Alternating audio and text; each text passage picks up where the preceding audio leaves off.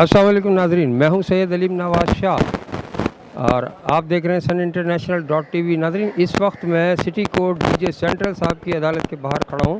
नाजरीन, परसों गुलबर्ग में एक दिल खराश वाक़या, एक मासूम कली को बेदर्दी से एक रिक्शा वाले ने मसल के फेंक दिया। मेरे कहने का मतलब है कि उस बच्ची को अगवा किया, उसको ले जाके फिर उसके साथ जना किया और उसको मार के फेंक दिया।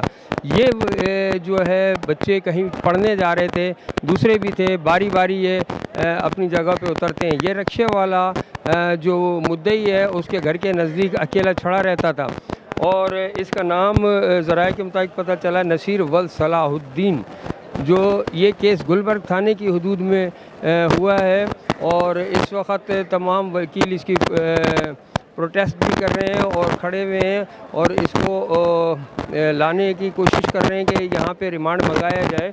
मगर यहाँ पे कुछ चीज़ें सामने देखने में आई हैं कि डीजे सेंट्रल ज़राए के मुताबिक डीजे सेंट्रल साहब इसको ETC भेजना चाहते हैं और अभी तक रिमांड नहीं आया है। रिमांड के लिए तमाम वकील सारे खड़े हुए हैं और रिमांड मंगाया जा रहा है, लेकिन IO साहब अभी तक रिमांड लेके नहीं आए और इस बच्ची को अगवा के बाद गला दबा के किसी तरीके से इसको कत्ल किया गया है।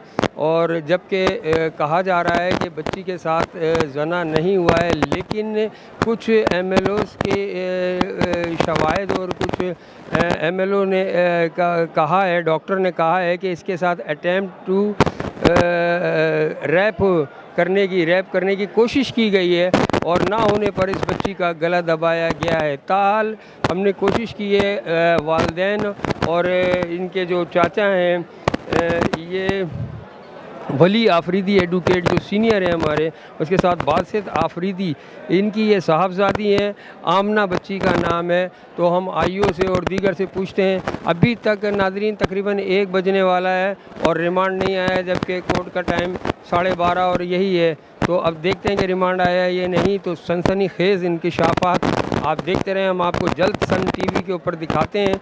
और ये इंतहाई दुख वाली बात है। और बच्ची की उम्र जो बताई जाती है नाज़रीन, वो बताई जाती है तकरीबन 3 साल। 3 साल की बच्ची के साथ उस मासूम कली को बेदर्दी से रौंदा गया है। क्या हक़ाइक़ हैं और वो हम आपको जल्द इंशाल्लाह दिखाएंगे।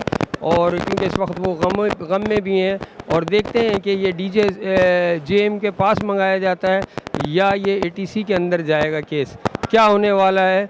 सनसनीखेज़ इंकशाफात देखते रहिए सन इंटरनेशनल .tv पे।